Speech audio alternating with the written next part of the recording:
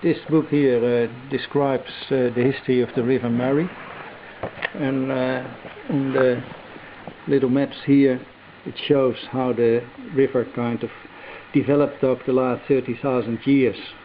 You see that in 13,000 years ago the Goulburn River and the Murray River joined here and then went straight up northwest.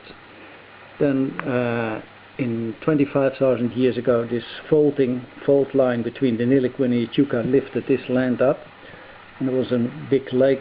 The river ran into that, it couldn't get through it, so they formed this big terminal lakes and started rising. And then about 25,000 years ago the river kind of broke through that higher land ridge and followed what's the current Waucool and the Green Gully.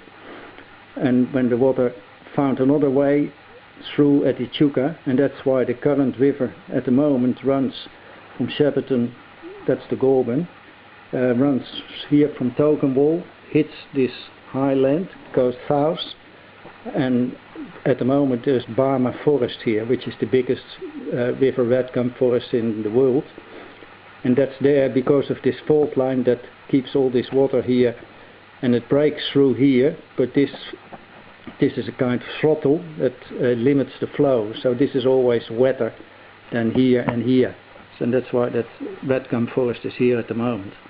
Now the last 10 years or so with the drought, that forest here is suffering because the flows in the Murray are very low, and in combination with the irrigation that we take all the water out, so our forest here has been suffering, and there's been special flows set aside now, environmental flows, to actually get that water back into the forest. But that's of course the fight between the irrigation and the environment. They have to share the water now. In the past it was all for irrigation and the environment wasn't given too much emphasis, but now the environment is taking its share and irrigation has to take a few steps back.